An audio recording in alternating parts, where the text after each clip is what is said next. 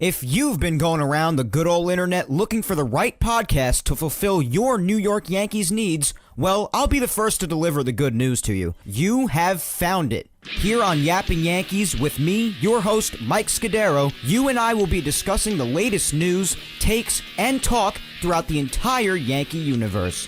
Oh, and there may be some ranting on my behalf. Yeah. Anyway, what do you say we get to it? Let's get to yapping! Well, hello there, my fellow Yankee fans, and welcome to episode 230 of the Yapping Yankees podcast. As always, I am your host, Mike Scudero, your friendly neighborhood Yankee yapper with the best yap in all the land, here on August 11th in the year 2024, just in case you lost track of that for whatever reason, with yet another extra large order of the Yappuccino for you. Yes, thank you. Thank you very much. Oh my gosh. What a game that was, huh? I feel bad for any of my listeners out there who happen to be on any sort of blood pressure medication of any sort, because holy mother of pearl. I'm just glad they got the win, but once again, heart attack Holmes. Holy crap! Took the words right out of my mouth, Frank Barone. How about that ninth inning, huh? And the bullpen overall. Oh my God. They're going to be the death of all of us, I think. Now, I don't want to spend too much time bitching on this because at the end of the day, the Yankees won today's game and thereby won the series, which they really had to do after dropping a bad one against the Angels earlier on this past week. But that ninth inning, bro. And I'm going back and forth with Clay Holmes defenders on Twitter and the whole 9 yards, and some of them even good friends of mine on there. And listen, I'm perfectly capable of disagreeing civilly and agreeing to disagree, and I never get personal or hurl any type of personal insult over the internet because I am older than the age of 5, but my God, I mean, it's okay, guys, to hold someone accountable for once. I get that there are people out there who like this guy and for some reason think that he is fit to be closer despite all of his blown saves and heart attack attempts over and over again on the entire fan base. Not that that means a damn thing in the middle of a game, at least to the athlete, but my God. I mean, I know nobody's going to be out here and be Mariano anymore, but good Lord, once again. And it always starts this way, just letting it unravel after something stupid. You got Langford at the plate. The Rangers are down to their last out. 2 outs. Nobody on base. Nothing's going on for them. Their backs are against the wall. They're on the ropes. The game is over. Only it's not. Because Clay Holmes decides that, hey, I'm going to walk this guy, and I'm going to bring up the tying run to the plate in a game that was once 6-1 Yankees and then 8-3 Yankees, which is now 8-6. I'm going to walk this guy with 2 outs and no one on base, 1 out left to go in the top of the 9th inning, and bring the tying run up to the plate, being Nathaniel Lowe, who hit a tank job earlier on in the afternoon. Then he has a long, drawn-out at-bat with him, gives in and walks him too, and the inning just unravels even more. Then you find it 8-7 with the tying run 90 feet away.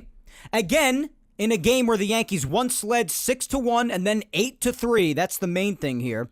If this was going on when it was a close game and a hard-fought battle between the two back and forth throughout the entire duration of the game, which happens plenty of times in baseball, then I say, hey, just another day at the office with Clay Holmes giving us all strokes.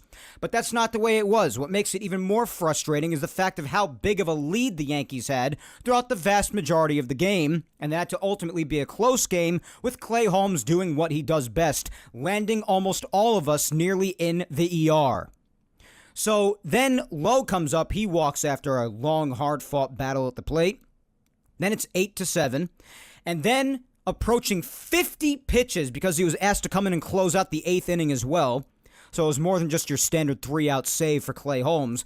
And yes, I will say part of it does fall to Aaron Boone as well, because I don't know what he was doing keeping him in after the Lowe walk, but he chose to stick with him, and miraculously Clay got the job done against all odds. I was honestly shocked. I didn't see any sort of situation where the Yankees got out of that okay, and it actually turned out to almost not be okay at the end, even with the last out, because then you have the guy who I've wanted to be off the team, out of my sight for months now, Gleyber Torres at second base, who ended up fielding the final out at second base, the ground ball, gets a multi-hopper as routine as they come. Slow ground ball to him right at second base.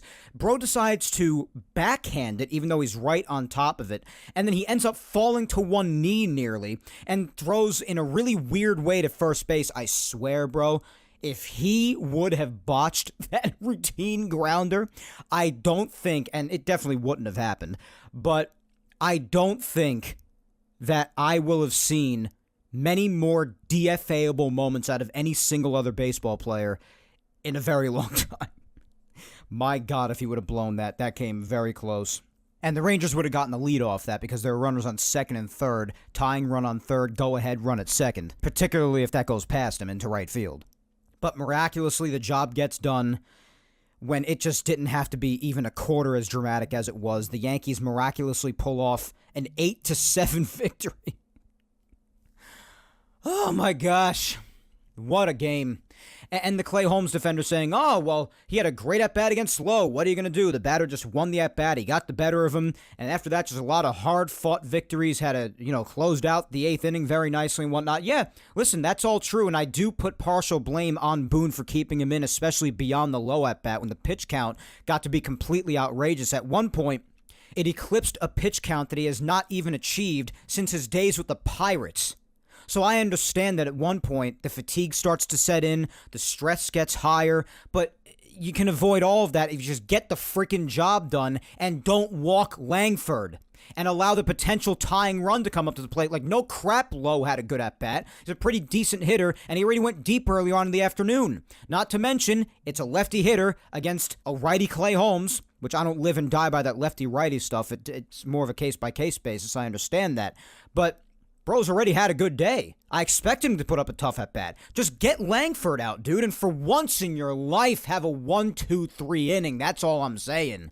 That's all I'm saying. Because it always starts with something like that, and then it unravels every single time. It's just old stuff and tired stuff. I mean, we're very lucky that that wasn't the 10th blown save of the year for Clay Holmes. The guy's whip is up to 131. He has more hits than innings pitched, 49 hits in 48 innings, and even walked 14 guys. Works himself into a lot of jams that he just doesn't even have to. I mean, yeah, the strikeout numbers are good, and that's actually pretty decent considering he's not a strikeout guy. More pitches to contact, ground balls, and particularly because of his sinker. But I mean, the hits and the walks and often just the little things causing everything to unravel. It's just a tired old routine at this point. And again, I don't want to sit here whining about it too much, even though basically 7+ minutes have already gone by. But anyway, just the heart attacks, the stress, unbelievable. You could avoid all of it if you just have the easy inning and get the outs you should get, bro. That's all I'm saying.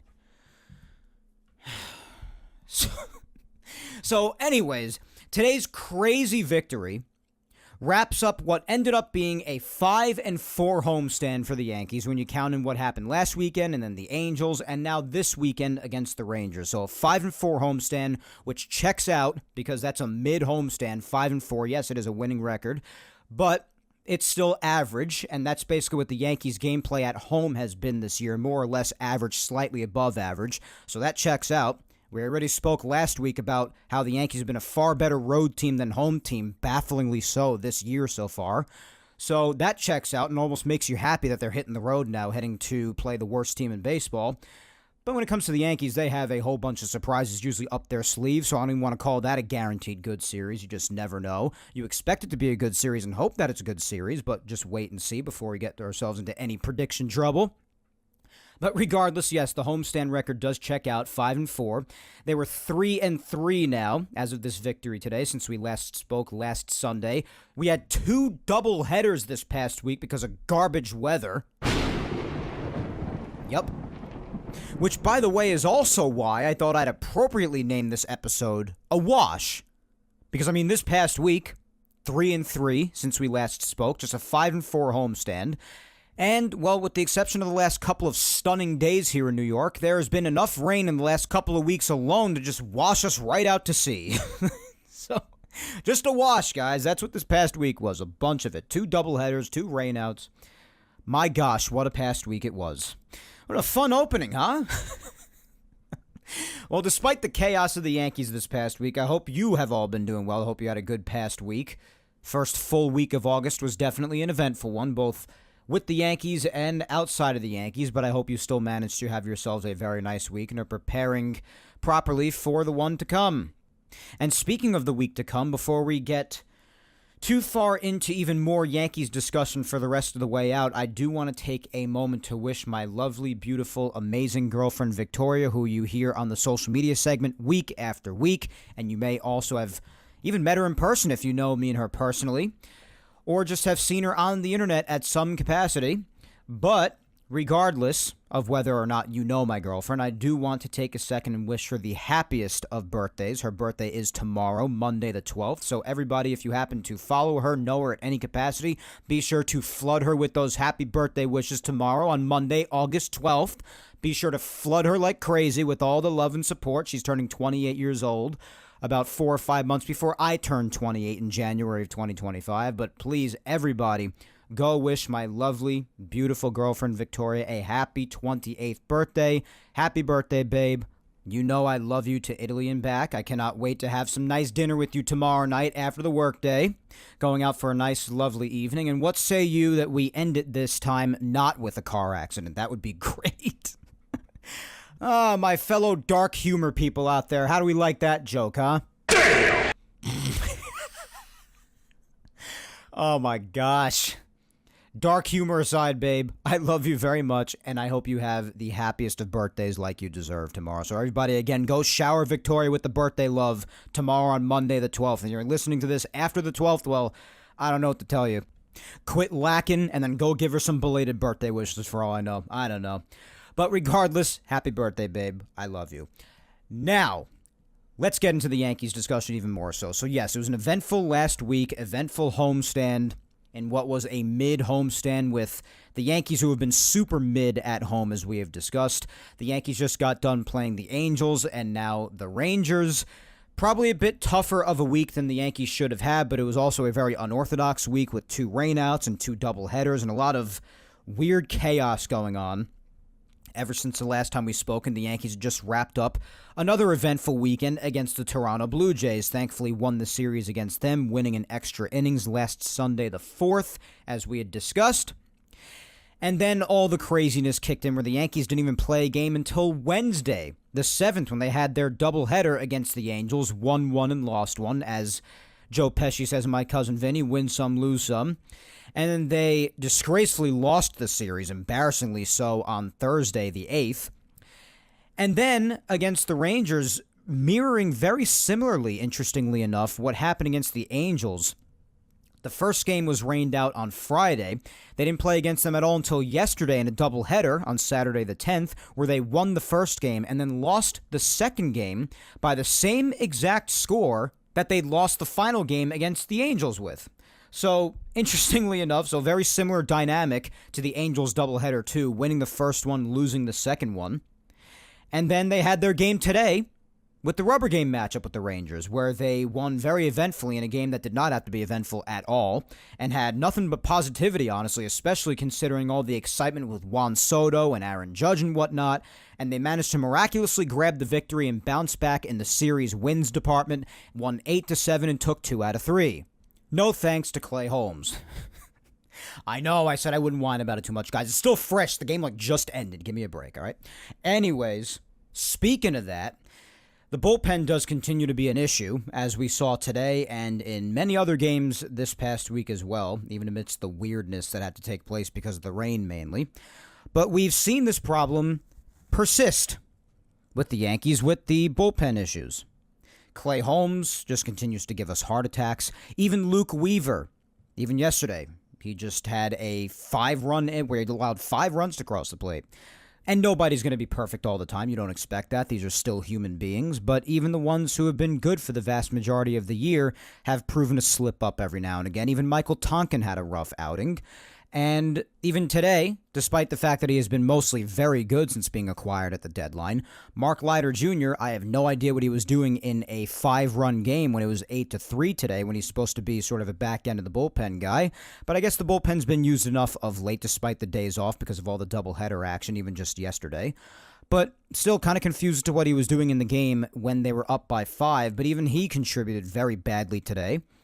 Even he got smacked the hell around today. And even though he had a very nice appearance today and is very important, especially against right-handed hitters because of that devastating slider of his, even Jake Cousins has found himself with a couple of difficult outings here and there. And it's just tough to find too many people right now to be able to trust out there.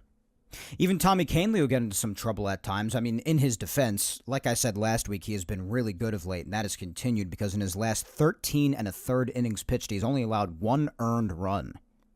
So, and none in his last 6 innings pitched even. So Kahnle's still been good, but even with him, you kind of got to hold your breath at times because he primarily throws that changeup, and if he doesn't have that changeup, he's not locating it well, he's not throwing it for strikes, and guys are just ready for it at that point, then even he can get into trouble at times, despite how good he's been. Again, I'm not getting on him because he has been very good, but there are even certain times where you're like, oh my god, this could really get bad real fast even with him at times, and you're just looking for somebody, anybody really, to trust totally. I would say Kahnle's one of the ones to totally trust, but the Yankee bullpen has definitely been more gassed of late, I think, and they make you very nervous when they don't necessarily have to do so.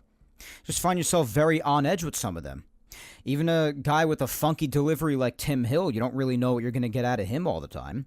And De Los Santos, you're still really trying to get to know him a little bit because he only just got here. And even he had a rough day against the Angels back on, I think it was Thursday? Yeah, on Thursday. So it just has you still feeling on edge out there with that bullpen. You still just think that, especially with the starting rotation, this does affect the bullpen because if you have a guy who could go deeper into games and just hammer out more innings and leave the bullpen with less outs to have to get and less ground to have to cover in games when the starters don't go deep, and I know he's going to be building back up and whatnot, but you look to the days when Clark Schmidt comes back and eventually starts eating up some innings and maybe allows the bullpen to have to worry about getting some less outs. And you just eagerly await the days where Efros is ready to go and ready to come back up after being built up in the minors. Same for Nick Birdie. You're waiting on Ian Hamilton to come back. You're waiting on some reinforcements here to hopefully just take some pressure off of the guys who have had to go out there a lot and just gas out their arms, who have just had to have a lot of pressure on them to cover the rest of the outs for the game when the starter perhaps doesn't go as deep as you would like them to, or just straight up not getting the job done out there in the bullpen, and they might just need a break, and a fresh arm that hasn't been out there in some time can maybe just take some of the pressure off, take some of the load off. I mean, you're just waiting on some reinforcements here to try to help things out because that bullpen has you on edge these days. They just do. I mean, the second that trouble starts to arise in a game when they're in, you just can't wait for the game to just be over already. Even with the 9th inning, because then Clay Holmes is likely going to give you a heart attack too. There's a 90% chance at least of that happening. So you're just waiting for somebody, anybody to come back to provide some reinforcements. I definitely have my questions and concerns about the rotation, but at this point, especially this past week, I'd say the bullpen really needs some more attention. If they could get those reinforcements with the guys still building up and getting ready to go down in the minors or maybe towards the end of their rehab programs, it cannot happen fast enough for this bullpen. And spoiler alert, later on in the show, we're going to be doing a quick Q&A for the social media segment today, and I'm pretty sure, I'd be pretty surprised if a lot of the questions are not about the bullpen and the concerns about that. Maybe not, because maybe some people are just happy that they got the win today at all, as I am. Want to keep this mostly positive because at the end of the day, they did win today's game. But I'd be surprised if a lot of the questions were not about the bullpen and the concerns that lie with them.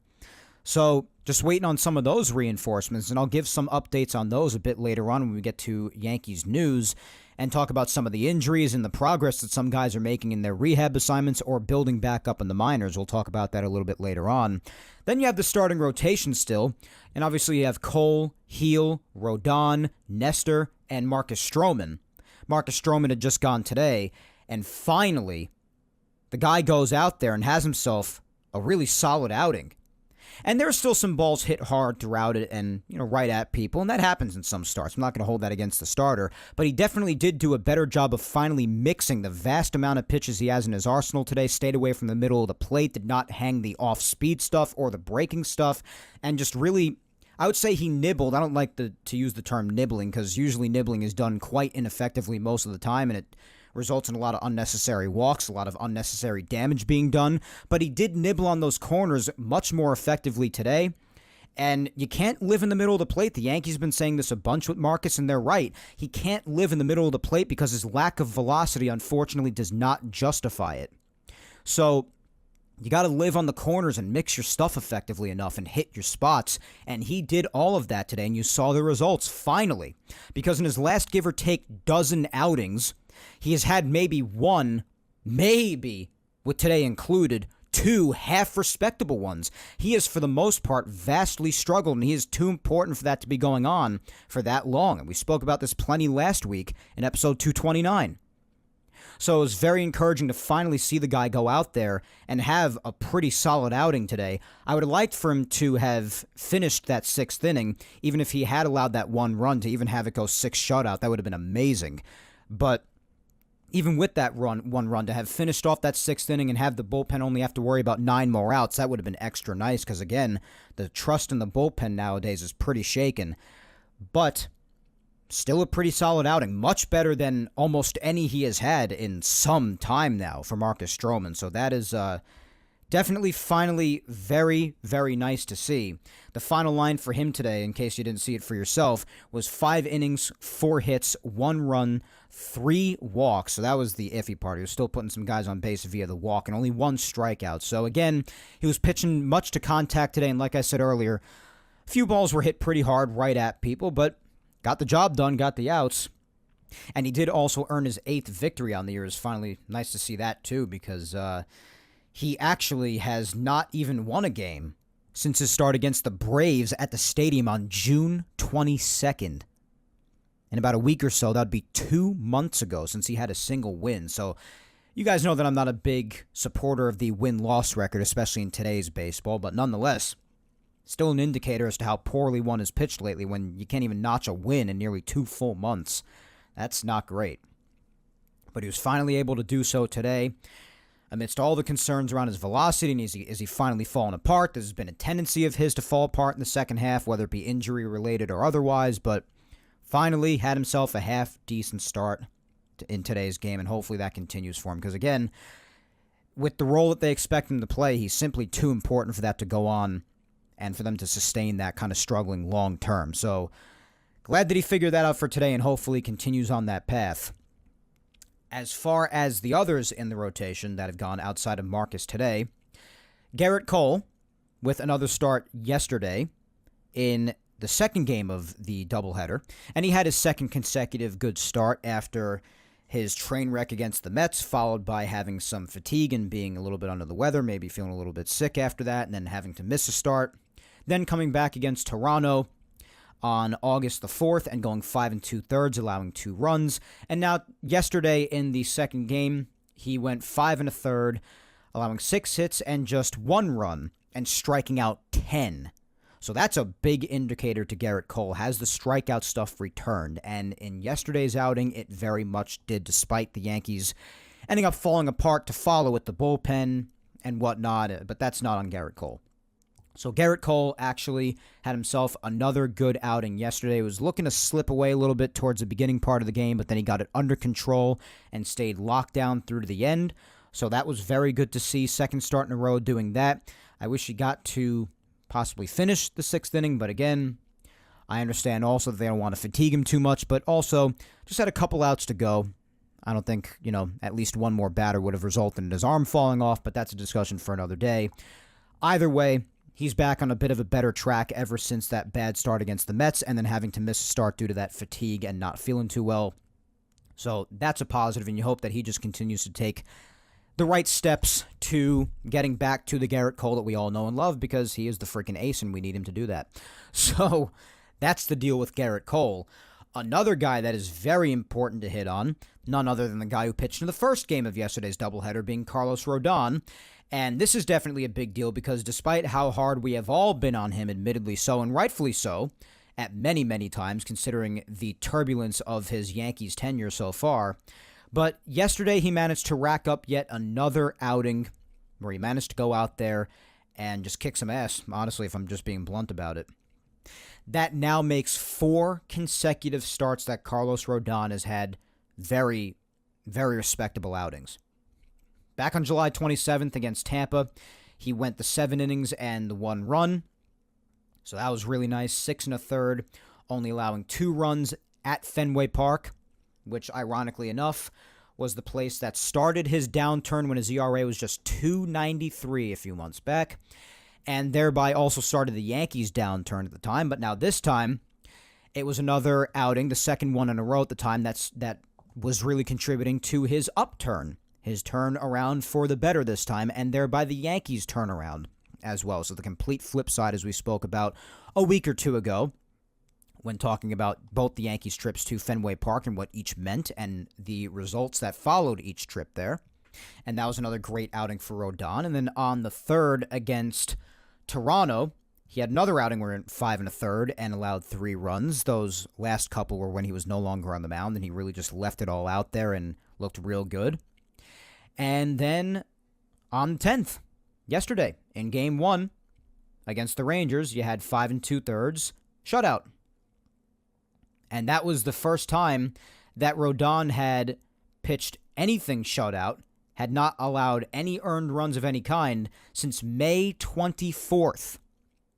Just so people are aware of that. He has not had a shutout outing of any kind, had Rodon, since May 24th at San Diego against the Padres when he was amidst his unbelievable run in the first couple of months alongside the rest of the Yankees team at large. So, definitely another huge step forward for him, accomplishing something he hadn't managed to accomplish in nearly 3 calendar months, which is almost half an entire year, not allowing any runs to score in an outing. So, Rodon continues to be on the up and up, and I give him credit. I'm glad. I'm not going to complain about it, obviously. I have been very hard on him, so whether or not you want to say that I even have the right to say that or give him props, I give him props.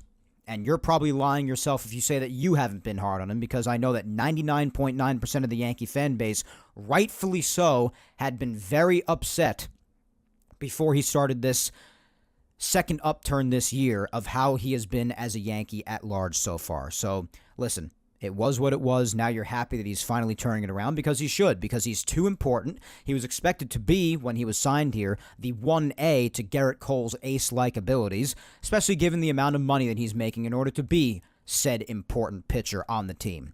So now you're just happy that he continues to be on this trend, and you hope it goes for 5, 6, 7, and so on in a row. Then you have Luis Gil, who in the first game against the Angels, where the Yankees managed to win by a score of 5-2 when they finally got to play this past week. In Game 1, at least, when they won 5-2, he went 5 innings shutout, and it would have gotten a lot more credit as a pretty solid outing if not for the amount of traffic he allowed on the bases, particularly via the walk. He had 5 walks in 5 innings, so averaging a walk per inning, definitely not good. Did not have his best stuff, but he did manage to still prevent any runs from scoring, which deserves entirely different credit of its own, for sure, especially when you have bad stuff and you have to labor through an outing and you still have it in you to prevent any runs from coming home. That still takes a lot of skill, too, and a lot of guts to work through that. Only allowed 2 hits on the day. Again, shutout performance, 6 strikeouts, so the strikeouts were there as well.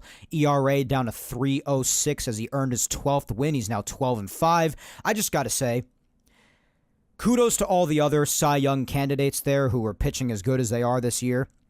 They certainly deserve to be there, but I continue to be, as we head into mid-August with Luis Gil still having these overall numbers, I continue to be absolutely baffled as to why Luis Gil is completely neglected the way that he is in all the Cy Young discussion. I understand that many of the names up there may not be quite as good, maybe just missing the mark compared to some of the other names up there being discussed for potentially winning a Cy Young award this year in the American League, but my God, why is Luis Gil omitted from every single Cy Young discussion?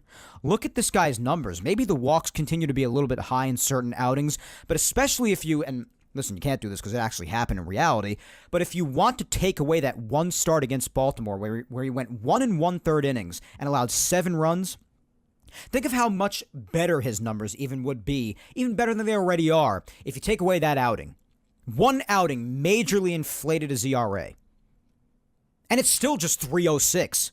It's barely above 3, even with an outing like that. Why isn't Luis Gil even being discussed as a potential candidate? I'm not even saying that he has to be the Cy Young candidate and expected to win. Why is he not discussed in nearly any Cy Young discussion I even happen to come across? Maybe I'm missing the ones that he has come up in. Maybe there are some where he has been discussed. And I'm not even just saying this as a Yankee fan. Just look at the numbers. I mean, maybe certain guys have more innings pitched than him because he has dipped a little early in some of his outings. But 12-5, 3.06 ERA, nearly 118 innings pitched and 138 strikeouts in that time.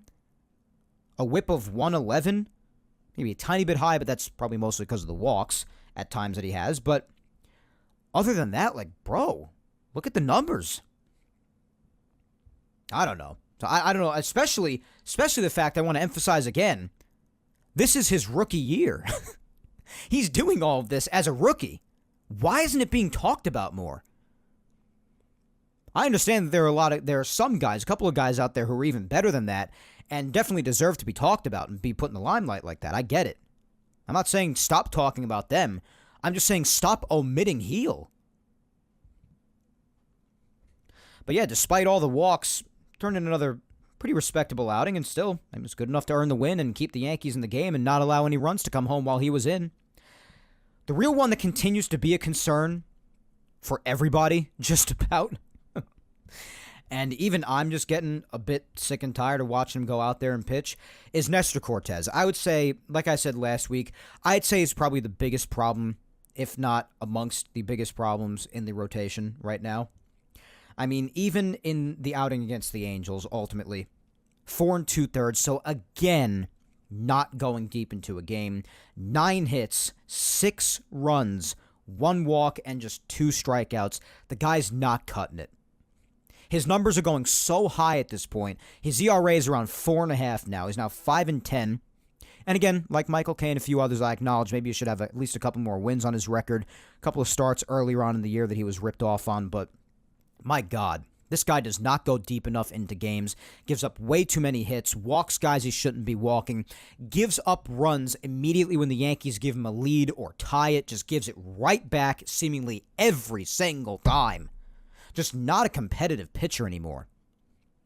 And he goes out there and leaves these pitches that hang or just float right up to the plate, barely at 90 miles an hour at times, and he expects them not to get drilled. Doesn't hit his spots, has no good mix with his pitches. The stuff itself is just weak. It's becoming a problem. It's gotten to the point where, I mean, like, at least Marcus, like, showed another sign, like, stepping forward again today. There's no sign of this happening with Nestor for some time now. He's just getting worse and worse. Maybe his arm's getting tired because he missed the vast majority of last year. So maybe you start to talk about the innings thing getting to be a concern with him. Or maybe he's just not good anymore. I don't know what it is. It could be maybe a combination of both of those things. I mean, we're not in there, so we don't know for sure. We're also not Nestor himself. We don't know what's going on inside. But regardless, I'm getting sick and damn tired of watching this guy go out there and flub every single start he has for some time now. When Clark's ready to go, you got to decide what to do with this guy. I definitely think this guy's the odd man out when it's time for Clark to go again. But he's really the big concern. The rotation is either massively hit or miss. Because Rodon will be a complete train wreck, or he'll be respectable. Even very, very good sometimes. So it's very hit or miss with him. Lately, he's been very good. Garrett Cole's still finding his way back. Last couple of starts have been encouraging again. You hope he builds back up to 100 pitches after the fatigue that he had. But looking very good again the last couple of starts. Luis Gil might get into some trouble creating some traffic on the bases at times, particularly with the walks. But he's still turning in respectable outings that are good enough to get him wins, keep the Yankees in games, and be ultra competitive. Still got electric stuff. And then you have Marcus Stroman and Nestor Cortes, who I do think are a couple of problems in the rotation. But again, whether it be recency bias or what, because it literally just happened today, but at least Marcus Stroman showed a sign of being more efficient and mixing his pitches better, hitting his spots, not hanging things, and leaving things right in the heart of the plate. And just overall showing a sign that, hey, maybe I can bounce back here despite all the questions and doubt around me. Nestor is the problem. Marcus is also a problem despite finally getting on a better track today. But we got to do something with Nestor, especially when Clark is ready to go. So that's the state of the pitching. Overall, you got a bullpen which you're craving for the reinforcements to come in for, and you got a rotation that could be very hit or miss, and maybe there's some doubt amongst some guys there. Garrett Cole still finding his way back. Rodon, while he's on a good path, you know what could happen on the flip side of the coin, and very badly so. Luis Gil, while he's still turning in respectable outings, you never know when he could get too tired, or maybe the Yankees enact the innings limit, because everything he's been through the last couple of years with injuries and not having pitched many innings at all in the last couple of years. Then you have Stroman and Nestor. But then you see what the rotation has done of late, and the last time through, for the most part, you liked what you saw, majorly, just with the exception of Nestor, I would say. So it's very hit or miss there, and the bullpen you find a little bit of shaky trust with. The offense has still managed to, for the most part, thankfully get the job done. Sometimes they go belly up every once in a blue moon, but I mean, no offense is going to be firing on all cylinders at all times. That's going to happen sometimes. And it hasn't always been easy on them at times, as we know, because sometimes the pitching buries them early on in a game before they even know what the hell hit them. So they've even had their challenges, but for the most part, they still go out there and either just do just enough to get the job done, or they put up a crooked number. I mean, the first doubleheader with the Angels was a good example of both of those things. I mean, Wednesday they did enough to get the job done. Luis Gil kept traffic on the bases and didn't allow them to score, but the offense got to work right away and did enough to win. Bullpen held it down. But then in Game 2, the offense did little to nothing because before they even knew what hit them, Will Warren buried them by allowing 6 freaking runs in the second inning, who I do not want to see pitch again unless it is an absolute emergency because Will Warren is just not ready yet. I'm not sure he ever will be ready because bro, I think just turned, 26? He's still not ready to go yet. I just wasn't huge on his stuff in spring training, and I'm not huge on his stuff now. I just don't think he's ready to go yet, and I'm very thankful that I easily picked Luis Gil to be the one to make the rotation out of spring training because that was clearly the right decision, not only because of what has happened with Gil and how good of a season he's had for the most part, but also because of what we continue to see, or I guess not see, out of Will Warren. Just not very impressed with what I see so far. Only a couple outings in the regular season, but not ready to go yet, if you ask me. The stuff is just not with it yet to pitch in the major league level. And then even on Thursday, well, it was a good back-and-forth action on Thursday for the first half of the game until Nestor Cortez fell apart in the 5th inning, completely and utterly. So again, that's starting pitching once again. But then against the Rangers, they actually managed to do a very nice job. They scored 8 runs, did the offense in the first game. Didn't really do too much in the second game, especially after the bullpen just let it get completely out of hand in the 6th inning when Garrett Cole left the game. I mean, Cole did a very nice job keeping them in it, only allowed that 1 run in the 4th inning when things could have gotten a bit ugly, but he kept it under control and they had a shutdown 5th and then got taken out after getting the first out in the 6th inning. But they only had scored 1 run up until then, and they hadn't done much. So they went back on, after the pitching buried them, they went quiet. And then again today, they scored 8 runs. So a little bit of both sides from the offense, so long as they're not getting absolutely buried by pitching early on, or even at whatever point in the game where it's close and they could have a chance to go on and take the lead and put their best foot forward. But then either the bullpen or the starting pitching will absolutely bury them. But nonetheless, they're still managing to put up some crooked numbers multiple times each week, it seems. You got Verdugo, who's still staying above water in that leadoff spot of late. He's 8 for his last 29. That's good for a 276 average. And in the last couple of weeks even, his on-base percentage has been around 350. So that's been a bit of an improvement, which, again, all welcome things because you need Verdugo to be pretty decent at least until Jason Dominguez is ready to go. That's the main thing. So if Verdugo's going to keep up this gameplay and he's going to keep afloat, especially in that leadoff spot where the Yankees have desperately needed production from for some time now. We've spoken for months about how the Yankees have had a difficult time with the leadoff spot and the cleanup spot before Verdugo managed to stay above water in the leadoff spot of late. And you've had Austin Wells putting in the work in the cleanup spot, and even Stanton doing what he did today. So hopefully whenever he's in the cleanup spot, and he's been red hot of late, he'll continue to help uplift that lineup slot as well.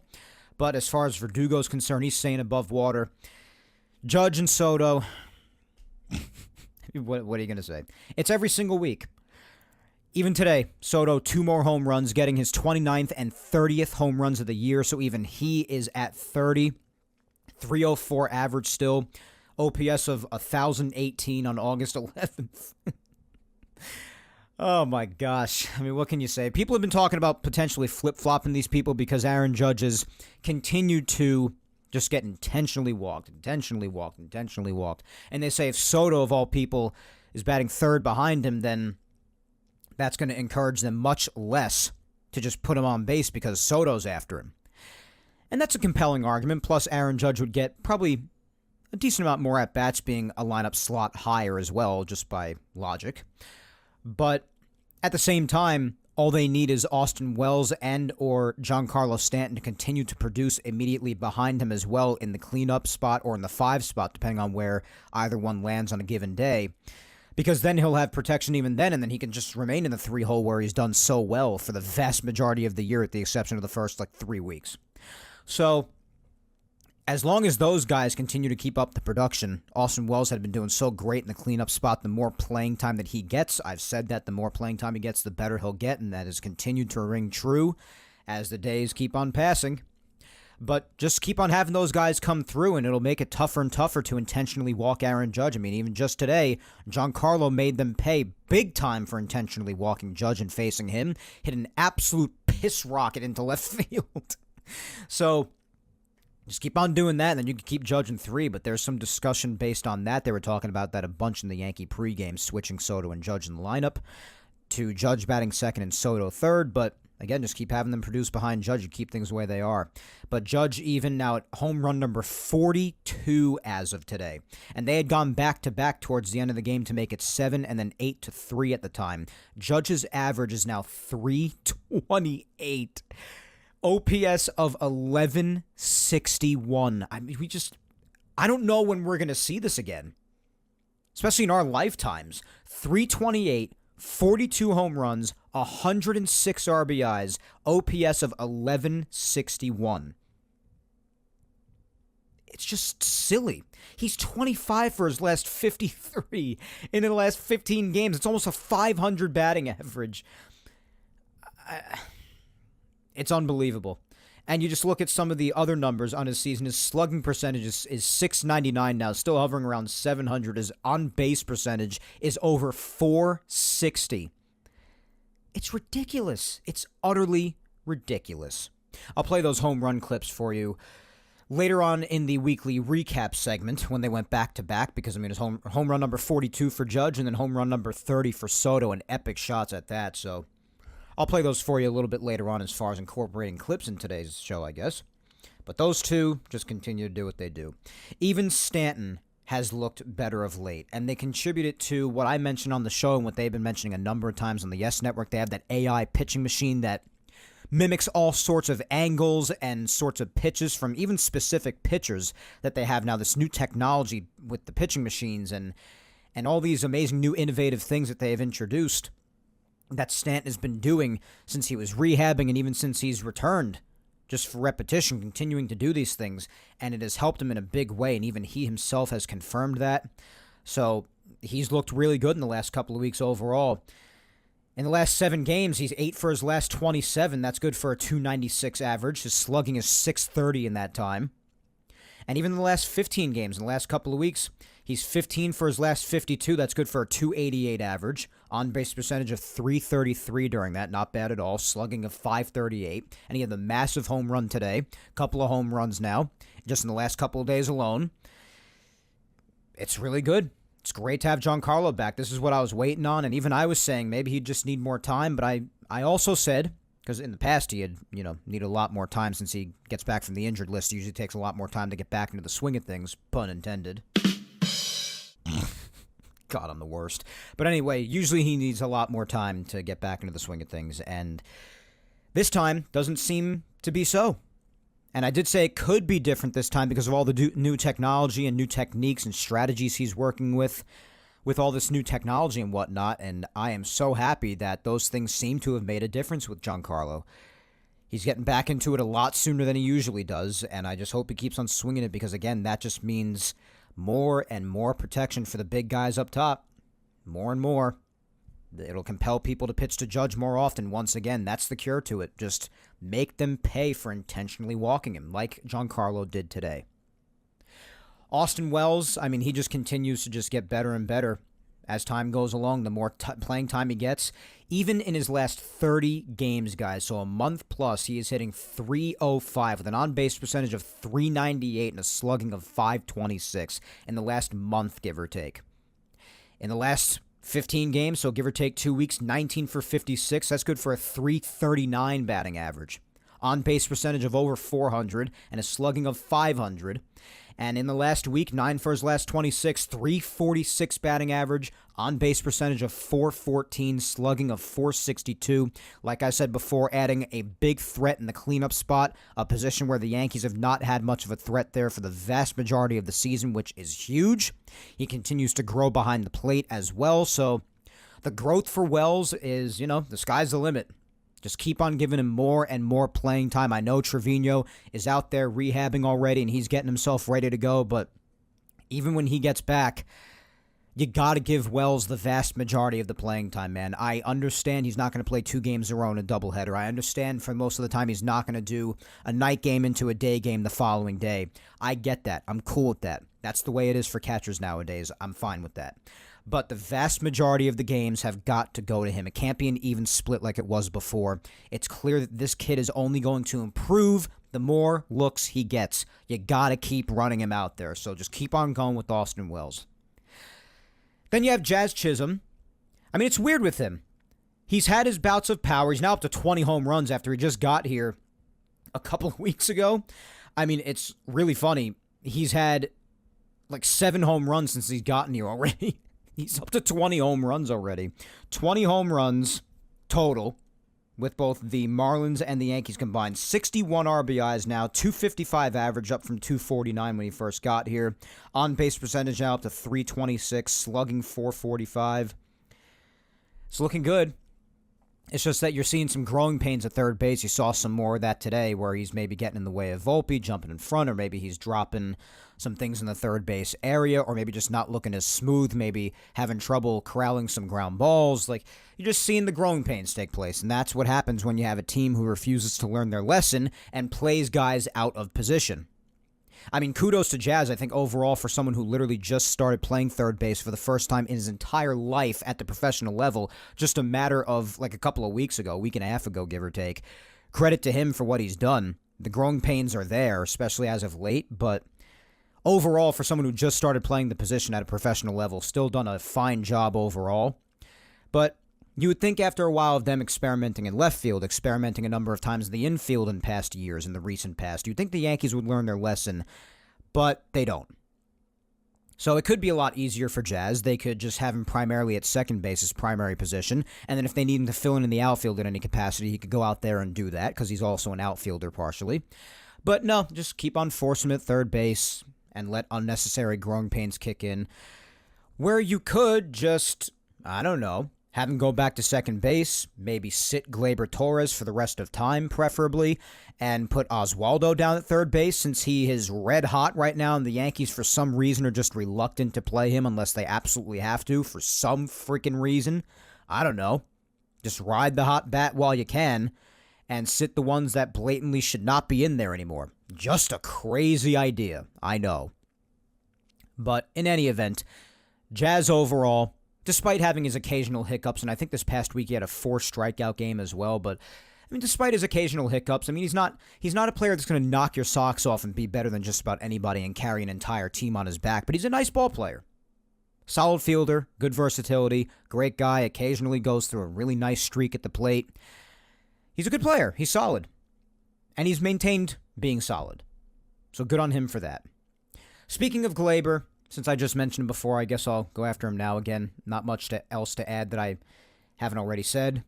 I know that actually in the last couple of weeks he continues to have this spurt where he just, continues to fool people into thinking that he's a half-decent ball player. I'm not falling for it. I mean, I know he's 18 for his last 64. It's good for a .281 batting average, on-base percentage .324, slugging a .375. It's not bad, but I know Gleyber. And I know that's not his 2023 self, which of course was the only solid season he's had for the most part since, I would say, overall 2019. Probably the first time since then that he had sustained success throughout the duration of an entire season, or the vast, vast majority of it. I know that his 2024 self and what he has been for the vast majority of time since 2020 will full on come in again.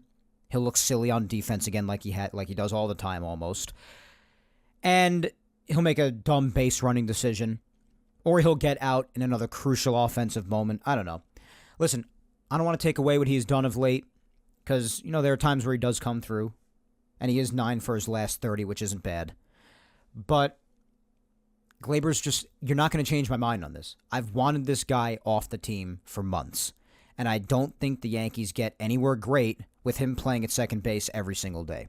I just don't think they do. I'm sorry. Sorry to the Gleyber lovers out there. I just don't like the kid as a player. No problem with him as a person. Sure, he's a sweetheart, and he appears to be very sweet. I've just wanted him off the team for as long as I can remember. And the production is just not blowing me away enough to the point where he has earned an indefinite stay here. Sorry. So, same thing I've always said about Gleyber rings true again this week. Unfortunately, Anthony Volpe has also decided to go back to heavily slumping of late. This sucks because we were just talking about how important it was that just last week he was still on a hot streak and he was doing a fantastic job and how important that is to the Yankees and what it means to them. Well, unfortunately, the kid has decided to go right back to what he was doing for most of the year after his unbelievable start and before his recent surge. In the last 7 games, guys, he's 2 for his last 29. Only has a run batted in that whole time, has struck out 11 times in 29 at-bats, .069 average, .069 on-base percentage. So he's not even getting on base, not taking his walks. Again, back to making stupid swing decisions. Letting go with the hand again, not following through with the two-hand follow-through at times once again. I just don't know why this kid strays from what works. Somebody please tell me why he does this, please. It frustrates me when he does this to the point that it does because of the potential that we know he has and how important he is to this Yankee team. And when he does things like this, it drives you crazy. Like it drives me crazy. And how bad he has been in the last week has even taken down his numbers from what he was doing in the prior week. Because now in his last 2 weeks, even though he was doing well before the last week, now his average is just down to 246. He's 16 for his last 65. Whereas before that, he was doing solid. The last week has gone way back down again, so hopefully this coming week he somehow finds it again. But Volpe, as of this past week, right back to what he was doing for months that was driving us all absolutely mad. So, hate to see that. Absolutely freaking hate it. As far as what is shocking to me, once again, and I don't know if this will come crashing down again, like with Volpe or Gleyber or what have you, but DJ LeMahieu, as of this past week, has continued what we spoke about the prior week when he had started to resurge about a week and a half ago.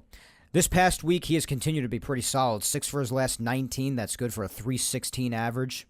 And he just continues to make some pretty solid contact, which is what we primarily knew DJ to do in 2019 and 2020, the glory years for him. So you pray to the Lord Almighty that continues, but you're not holding your breath. So he's been getting a lot more looks down at first base. Ben Rice has not been playing as much because he continues to have a rough go at it, unfortunately. But DJ's finding himself still having some decent playing times due to his recent resurgence. And you know what? If he's going to continue to hit like this, then keep putting him out there, I guess. Again, whether or not I have the right to say that because of how hard I was on him, that's up to you. But everybody was hard on him. Again, unless you're just a big DJ guy and you're stuck with him all the way through, then again, more power to you. And I'm not saying that this success will maintain, but he has been better of late. Gotta tell the truth. And I'm happy about it. Again, every individual Yankee success is the Yankees' overall success. So you root for it. You even have a certain bench guys like Waldo, I mentioned before. I don't know why the hell he has not gotten more playing time, this kid. I cannot understand what the Yankees have against him. This guy at this point, lately, any opportunities he has gotten, he has taken full advantage, and his gameplay, as of the last, I don't know, maybe almost month's worth of compiled numbers, it's been pretty freaking phenomenal. I mean, if you look at the last 15 games, he is 11 for his last 39, an average good in the 280s, on-base percentage at around 340. And in the last 7 games he's been in, he's 5 for his last 18, coming through in big situations, having hit 3 home runs in his last 7 games, and driving in 5, so almost an RBI per game that he's played in of late. Averaged just about at 280 as well, on-base percentage of 350 because of those home runs, slugging just south of 900. I mean, the kid is hot. So I don't know why he's not being played, let alone his infield versatility, but the Yankees are just not using him of late. Really not that much. Last look he got really was back yesterday in Game 1 after Trent Grisham got hit on the hand with a pitch. Unfortunately, he is okay. Trent's tests all came back negative, so he was on the bench for today's game, and he's good to go whenever it seems, so that's good. But after he came out of the game, they had to put Jazz Chisholm from third base into center field after Trent left the game, and they had to put Waldo at third base to replace Chisholm there. So that's when you got your latest look at Oswaldo, and hey, even in Game 1, he managed to get a hit and went 1 for 2. So, I don't know. It's just weird, but that's the individual performance of everybody in the lineup, and ultimately, after all the stuff that I just yapped to the ends of the earth about for almost an hour freaking straight, you have a Yankee team that after today's victory finds themselves with a 70-49 record, which is tied by a half a game over the Guardians for the best record in the American League, tied with the Orioles, still at a deadlock tie at 70-49 for first place in the AL East, and best record in the American League and Major League Baseball, because the Dodgers are also just a half a game worse at 69-49. Then you have the Phillies also at 69-49, and then you have the Guardians at 69-49.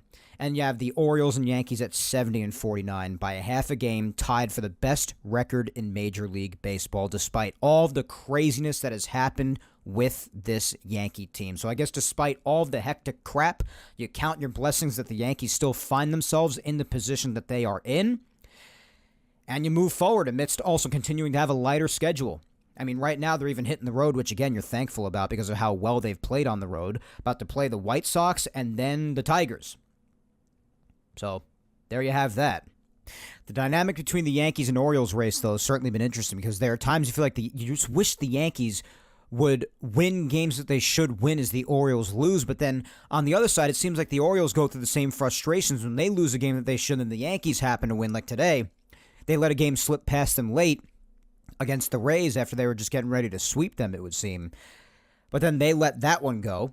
And the Yankees, after almost colossally blowing today's game, managed to seal the victory. And after the Orioles managed to get a game up on them finally yesterday, that's immediately undone and they're retied again today. So you could say they're both on both ends, I guess. So I guess from the Yankee perspective, you just hope that the Yankees continue to just rack up as many wins as possible, especially amidst their easier schedule. The Orioles get a bit of a gift at the start of this week, too, facing the Nationals. Maybe the Red Sox will give them a tougher time next weekend. But you just hope the Yankees continue to stay afloat with their easier schedule and just win when they have to. Just take care of your own business. That's what they always say. You win, then no ground can ever be gained or lost as long as you just keep winning and handle your own business.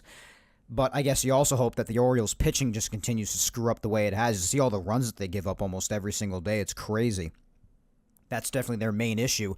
Their offense has hung in there very nicely. They have their quieter days, too. Like today was a quieter day. Everybody has their quieter day, like I just said before. Nobody's going to be great every single day, and no particular group's going to be great every single day.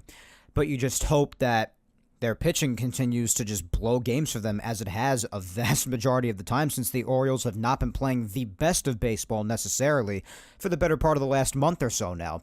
And it has resulted in the Yankees and them remaining in a just lock for first place virtually. So it's very interesting. And with the Red Sox having gotten way too close for comfort at one point just a couple of weeks ago, like we mentioned, for a few weeks, as things were getting a little bit too close for comfort.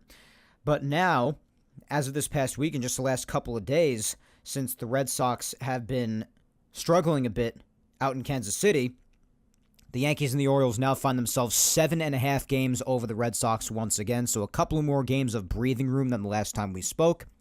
So there's that as well, so you just pull some ground from them and you hope you just overtake the Orioles and take this division after not having even made the playoffs at all last year. That'd be great from the Yankees' perspective. So that's the overall look as of now, and it's pretty amazing that despite how awful they were for some time, that, again, the Yankees are tied for the best record in baseball with the Orioles. Now they have a handful of teams, the Guardians, the Phillies, the Dodgers, only a half a game worse than them, so it's very neck and neck here. But to hang with all those guys, especially after how rough it was for about a whole month and a half, again, despite how frustrating it is at times with the Yankees and how much they make us pull our hair out at times nearly, you look at where they are, and it could be a lot worse.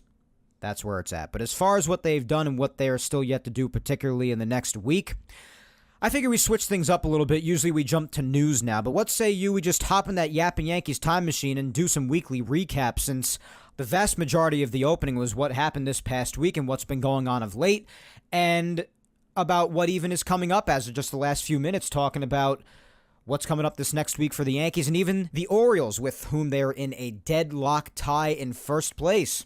So let's switch it up just for a week and see how it goes. Yapping Yankees time machine for weekly recap. Let's go.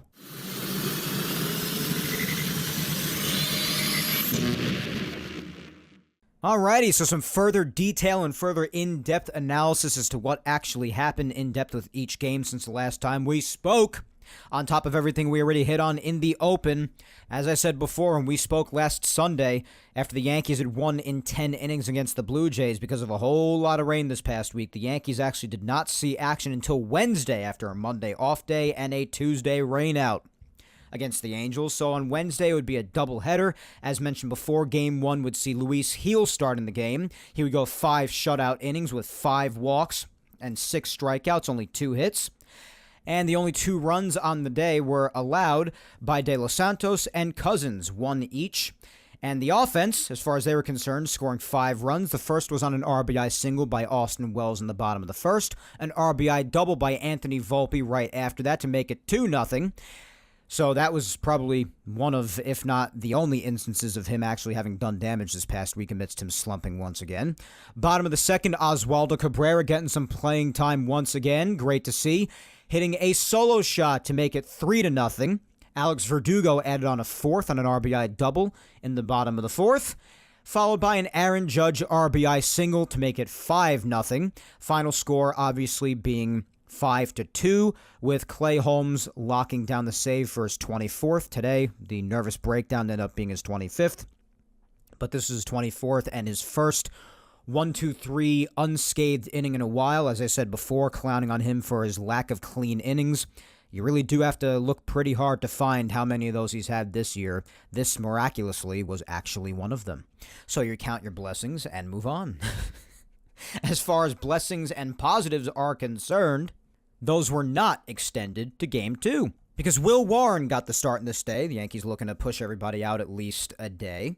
So he got the start in Game 2, and despite how ugly his start in Philadelphia started out, and then it led to him settling down a bit, this actually went the complete opposite, because the first inning went very well, and then in the second inning, he literally fell apart at the seams, allowing 6 runs. 6. 4 of them being on a grand slam by Zach Neto, who had himself a very nice series in the Bronx. So things got real ugly real fast, and this is a recurring theme that we've spoken about for some time now, where a decent amount of the time within the last month and a half, the Yankees starting pitchers at times tend to bury the team early. This was another example of that. As far as Yankee offense, the only pieces of offense they saw the entire night was in the bottom of the second on a DJ RBI single, aided by a throwing error by Joe Adell in right field, and Gleyber Torres hitting a sacrifice fly in the bottom of the 4th, and they were down 8-1. That made it 8-2. And that was the final. There'd be no scoring for the remainder of the game, so the Yankees and Angels split the doubleheader, with the rubber game matchup taking place on Thursday. Nestor Cortez taking the mound, desperately in need of a good start, and the good start didn't happen. 4 2/3, like I said before, 9 hits, 6 runs. Some of them charged to him after De Los Santos came into the game, but, it's deserved with how crappy he continued to pitch. I mean, like I said before, what can you say about Nestor? He has not been good. Not gone deep enough into games. Not kept the score competitive or even or with the Yankees in the lead. It feels like anytime the Yankees take the lead or tie the game up, he just instantly returns the run or gives it completely back and then some. So, just a very frustrating pitcher to watch for a long time now, as he just does an even worse job this time around. De Los Santos stunk after him. Tim Hill allowed a run in this game. So both Nestor and the bullpen just, again, failing. And despite the Yankees tying the game at 1 at the time in the bottom of the second inning on a Jazz Chisholm solo shot, that was his 18th of the year, the Angels ended up scoring right away, just what I was talking about with Nestor. They retied it, and then he just gives the run right back. And then things got out of hand in the 5th, and the final score ended up being 9-4. Ugly day. And a bad series loss by the Yankees at home, further emphasizing their at-home struggles this year, which just continues to be really weird. Even despite today's victory, they're still just 32-27 at home, while they're 38-22 on the road. And they're about to start another road trip now, so those amount of games played are about to widen again, because they're about to play the next 6 on the road, 3 against the White Sox and then 3 against the Tigers before returning home to face the Guardians. So we'll see how their upcoming road trip affects that discrepancy between the home and road records again, but just another thing to add on to how crappy they've played at home. Another bad series loss to a bad team. Not great. And then the Rangers series, much like the Angels, would also start with a rainout on Friday. Just crap weather this past week. I think it was like 7 out of 8 days at one point here in New York within the last week and a half or two rained. It was just ridiculous. No break in it whatsoever. Friday was another one of those. So yesterday featured another doubleheader. The first game had Carlos Rodon. As I said, 4th consecutive solid start by him. Did walk a bunch of guys, but nonetheless, still went out there, put his best foot forward, and still showed that he is on this streak to just turning things around. Earned his 13th victory of the year, now at 13-7. The ERA is still well inflated. It's at 4.18, despite how good he's been the last 4 times out because of how brutal he was. If you take into consideration all of the games from when he went to Boston back on June 15th, all the way until he started this consecutive good starts run really on July 22nd through to now. So from June 15th to July 22nd, well over a month's time total, just bad start after, not even just bad, brutal start after brutal start after brutally humiliating start. And that's really what did him in with his ERA, but it's just a shame because that was a really awful run he was on. But even despite all of that, still more strikeouts than innings pitched, and the record is still not bad. 13 wins, despite how you feel about record like me, still not bad. But this start was another step forward, and that's what you like. 5 2/3, 3 hits, 5 walks, no runs, 6 strikeouts. And Ron Marinaccio, who was called up just for this doubleheader, had thrown 2 1/3 scoreless himself as well, very nicely. Tim Hill had a shutout inning to end the game when the Yankees were well up and the offense just more than did its thing. Gleyber Torres RBI single, Austin Wells 2-run double, Aaron Judge RBI double, Austin Wells 2-run single, just a lot of Austin Wells, you see what I mean? Juan Soto ground into a force out and drove home the 7th run in the bottom of the 5th, and then Jazz Chisholm again in the bottom of the 8th, up 7-0, another solo shot, his 19th home run of the year, 6th with the Yankees at the time. Made it 8-0, which would seal the deal for the final score. And the Yankees had actually also done this off of Nathan Eovaldi, who, since he left the Yankees, had actually, for the most part, especially with the Red Sox, manhandled the Yankees on many occasions.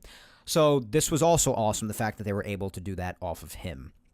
But very similarly to the Angels doubleheader, the Rangers Game 2, much like the Angels Game 2, was also quite a bit of a disaster, especially when it came to the bullpen. Garrett Cole started the game, and that's the real shame of the fact that it became a disaster, because Garrett Cole showed some pretty good stuff. 5 1/3, 6 hits, only 1 run in 5 1/3, 2 walks, and 10 strikeouts. So the big strikeout numbers returned for Cole, as I had said earlier in the show, which is a huge sign for him, because he is usually a big strikeout pitcher first. So that's what you like to see. And it was mainly that 4th inning where he allowed that 1 run where you're hoping things didn't fall off, but he managed to keep things under control despite the Garcia RBI single, and he still managed to turn in an overall pretty solid outing. I thought he could have stayed in past 90 pitches, but again, I know a couple of outings prior he had had the fatigue, and although I'm of the thinking that, again, I'm not there, so I could be totally wrong, but I would think anywhere between 5 and 10 more pitches wouldn't leave him for dead or have his arm fall off. But listen, it is what it is. And it's not on him that Luke Weaver was completely unable to throw anything competent after he was done. But Luke Weaver came in after that and just made a complete and utter mess of the 6th inning, allowing 5 runs after that. It's just an utter train wreck. And Weaver had nothing going. So you factor that in with Garrett Cole being taken out at 90 pitches, and an argument can be made for that, but still being taken out at 90 pitches. Luke Weaver walking the 9-hitter with the bases loaded. I mean, how you do that is beyond me. So you walk the 9-hitter with the bases loaded. There was an attempted diving catch in right center field with Juan Soto that he dropped because of the impact of falling to the ground. That's fine, but he tried to get the force at third because nobody had advanced. They had to make sure the ball fell first. They wanted to see if it was going to be caught. It wasn't, so they got a late start trying to advance to the bases, and the throw came into third. Jazz Chisholm Jr. was not aware for some reason that it was a force play because of this. So he didn't just put his foot on the bag to secure the out. He instead made it a tag play, and it was not done successfully. So then the bases remained loaded, and it just fell apart for Weaver after that even. So Jazz, and I know he's an inexperienced third baseman, guys, but that fundamental rule in the infield is universal regardless of the position. If a ball falls and a runner is trying to advance to the next base after they hung back to make sure that it would fall, it's a force play. It's not a tag play. That rule applies for third base and second base. So I know some people will say that Jazz is an inexperienced third baseman, so an excuse can be made, and to a degree I agree with that. But also for the most part, I do not, because that is also a universal rule for third and second base, and his primary position is still second base. So as far as force plays are concerned, he should still be familiar with that. Fundamentally, he should be familiar with that. So just a disaster of a 6th inning there. Ultimately, the Rangers found themselves after that with a 6-1 lead. The game was freaking over. Then they added on 3 more in the 7th, and the Yankees managed to add on 3 more in the bottom of the 8th, kind of pointlessly. 2-run homer by Stanton. That was his first home run since returning from the injured list. Jazz hit his 20th home run. So that made it 9-4, but that was the score they would lose by. And then today's absolute craziness. That didn't have to be crazy, because, again, Stroman bounced back nicely for the most part. 5 innings, 4 hits, 1 run, just being that 1 run he allowed at the very end before he was taken out. 3 walks, 1 strikeout. But his best start in a while. Definitely best start in a while. And the offense had done a very nice job in the meantime, with a Stanton sac fly in the bottom of the 1st, Soto with his 29th home run, a solo shot in the bottom of the 3rd, and then Stanton, after an intentional walk to Aaron Judge, making the Rangers pay for that, going down to get a breaking ball, even under the knees, I would say, and just hitting a golf shot right into the left field seats. An absolute laser to make it 5-0, making them pay. You love to see that stuff. But then you started to notice the Rangers getting on the board and making things a little interesting. Corey Seager with an RBI double in the top of the 6th, and then after DJ had gotten a run back on a sacrifice fly after that, then in the top of the 7th, thanks to an error down at third base by Jazz Chisholm, some more growing pains that I mentioned before, on a Marcus Semien ground ball that should have ended the inning, you had 2 more runs come home, making it 6-3, so now they're back in the game. But then, as I mentioned before, after that, the captain and his amazing assistant, as I've come to call him, Juan Soto, his brilliant counterpart, well, as I mentioned earlier on in the show, they happened to do this back-to-back and belly-to-belly. 30 teams in baseball at the age of 25. And he's got another one. Oh, does he have another one? See ya! A monster shot! A moonshot! And the Yankees lead 7-3. Right center, Garcia back, track, wall, see ya! A home run for Judge, back to back, Soto and Judge, and it is 8-3, Yankees. Yes, sir! The captain and his best buddy, his counterpart, Mr. Juan Soto, audio and courtesy of the S Network, of course, by the way. But those two, what can you say, man? Number 30 for Soto, number 42 for Judge, and might I also mention we have been keeping track of his career home run total the last few weeks as well. That is number 299 of his career for Aaron Judge, one away from being the fastest player ever in the amount of games that he has played to 300 career home runs. Going to be another remarkable accomplishment to be able to add to all the others for Aaron Judge when number 43 of the year and 300 of his career is hit. Hopefully at some point this coming week, which I think will happen. So we shall see. But that made it 8-3. And then after that, like I mentioned earlier, Mark Leiter Jr. for some reason came into the game, and he had a rough go at it. Allowed 3 runs, and then Clay Holmes had to finish off the 8th inning. But Mark Leiter Jr. did not have it again for the most part. Been very good since he's come over, but contributed to the heart attack today. And came into a 5-run game. I don't really know why, but nonetheless did not do his job. And then Heart Attack Holmes, after finishing off the 8th inning, came back out in the 9th and did what I described earlier on in the show. And after everybody's gray hairs were settled into their head and all the anxiety had reached its peak, he finally decided that maybe I should put everyone else and myself out of this suffering and end the game. So he did just that miraculously on a ground ball that Gleyber Torres actually almost managed to unbelievably botch, but he did not, thank God. And the Yankees won adventurously, yet needlessly laboriously, to say the least, 8-7, and took the series best 2 out of 3 to end off a 5-4 homestand and 3-3 past week since we had spoken last Sunday. So with that being said, the homestand is finally done, and like I said before, with how much better the Yankees have been on the road this year, you actually breathe a sigh of relief, believe it or not, now that they are leaving Yankee Stadium. They'll be heading to Chicago to start a 3-game set right away tomorrow on Monday the 12th on my girlfriend's birthday. Luis Gil will be taking the mound for the Yankees once again. This game will be at 8:10 p.m. Eastern in Chicago. Game will be on Yes, of course. Then also at 8:10 p.m. Eastern will be Tuesday night's game in Chicago. This game will feature Nestor Cortez on the mound again for the Yankees. Lord help us all. That game will be on Yes once again. And at 8:10 p.m. once more on Wednesday the 14th, Yankees and the White Sox again. Pitching matchup for this game is yet to be announced, and this game will be on Amazon Prime Video for Prime Wednesdays for the Yankees. Thursday, the 15th, the Yankees are off, and they'll head on over to Detroit for a 3-game weekend set on Friday the 16th. It'll be starting. That game will be at 6:40 p.m. Eastern.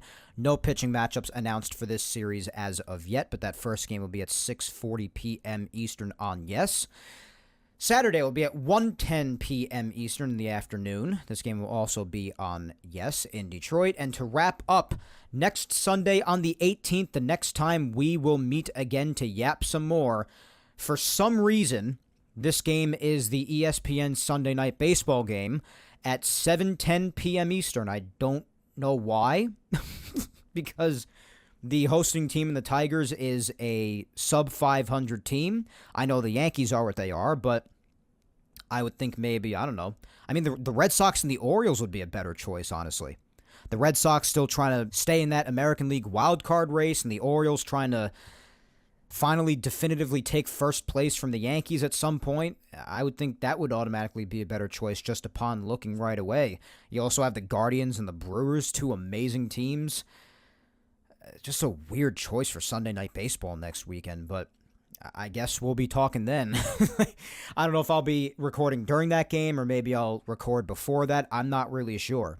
I'll let you know when I do next Sunday's episode. Obviously, I usually always mention that at the top of the show anyway, but just a very odd choice. But next Sunday, 7:10 p.m. Eastern, Yankees and the Tigers, before the Yankees have another off day on the following Monday, the 19th, before coming home to face the Guardians, which should be a very good series.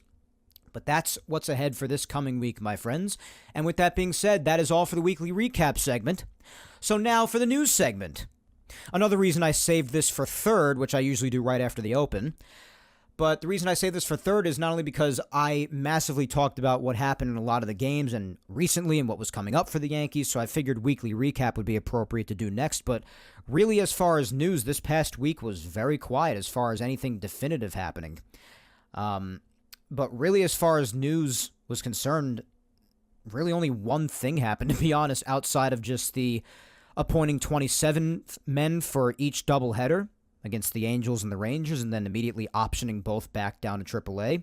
First one being Will Warren for the Angels, and then Marinaccio against the Rangers.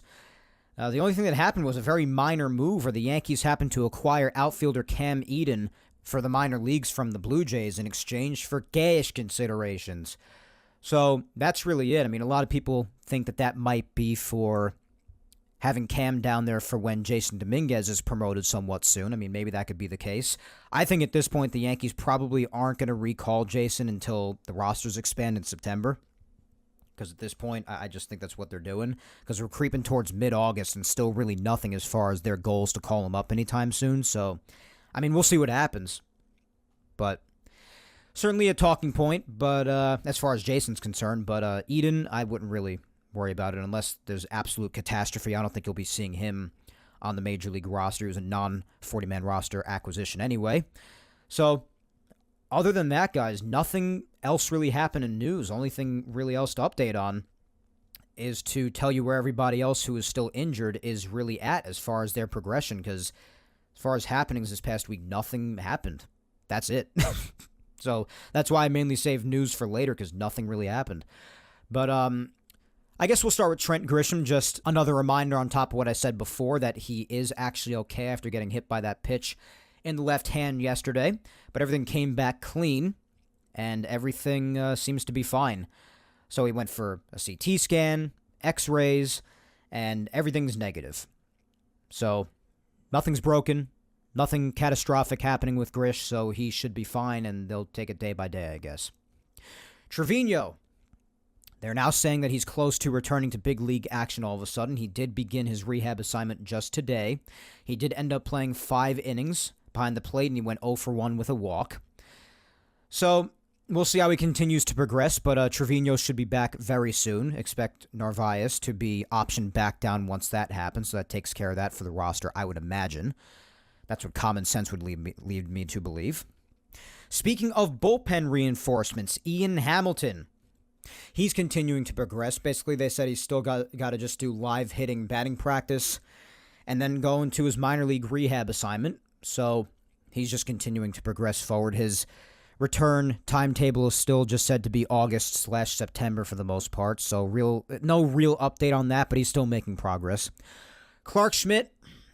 Yesterday, he threw 25 pitches to his teammates in his second live batting practice session, some of them including Birdie and Rizzo. I do know that for a fact. They said that on the pregame today.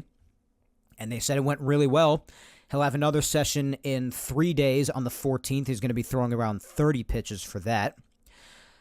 So he should be set to begin a rehab assignment in a week and a half, they say, which would put him on track to return, they would hope, in the first or second week of September. So he's still a bit of a way off, I'd say about a month or so. But I just really hope Clark gets back as soon as possible, because this rotation needs to be rid of Nestor as soon as possible.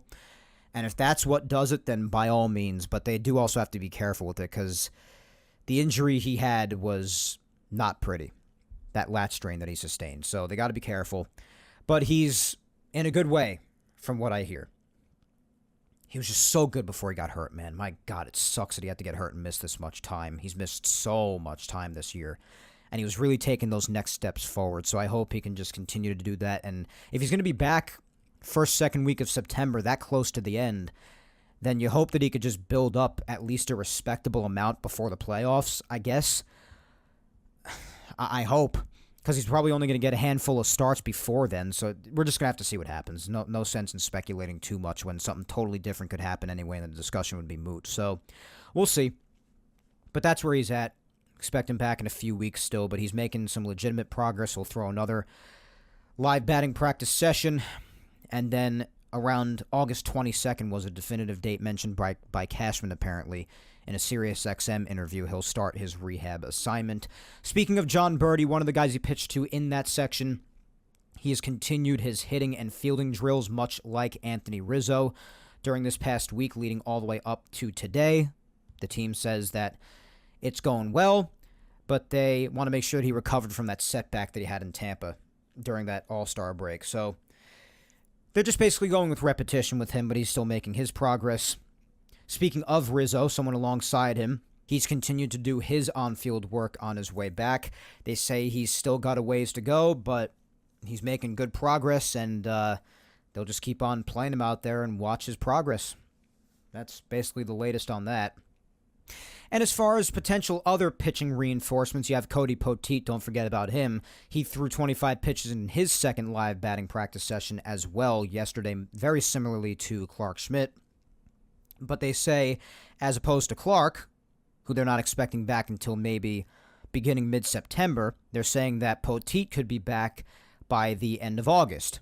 They probably won't be building him up as much, and plus, I guess they don't see his injury as severe as they view Clark's, which would probably require less rehab time for Poteet, if any, but it definitely will, but probably not as much time, so he'll be back sooner than Clark will be. So you could possibly even get Poteet back to make a few starts maybe until Schmidt's ready. Again, if that means just what's best for the rotation, then you give it a shot. But aside from Efros and Birdie, more bullpen reinforcements continuing to just build up in AAA since they were officially reactivated, but they're just pitching down there right now. They're just continuing to build back up. That's really all as far as anybody else being mentioned, guys. Dominguez continues to play down there. Again, at this rate, I just don't think the Yankees are going to call him up until rosters expand. I could be wrong. We will see. Everybody else, like Beater, Brubaker, they're still saying possibly September for him, but I friggin' doubt it. And even when he does come back, what will he be able to contribute in reality? He hasn't pitched in forever. Lou Trevino, I'm not holding my breath on him anymore. There's just really... They're saying he's doing a lot better, but I don't know. It just doesn't seem to be really close. And anybody else, they're really just done for the year. Johnny Lowe, Everson Pereira. It really pains me to see Johnny Lowe's name because... You want to talk about bullpen struggles and a really good arm out there. If he could just freaking stay healthy just for one whole year. My God, Johnny Lowe, man. That could have been the freaking closer. How many years was I saying that? How many years was I saying that I would have loved for Johnny Lowe to be the damn closer? Forever I was saying that. That's how long. And he was looking great again. Showed some electric stuff, and then he's out for the rest of the year.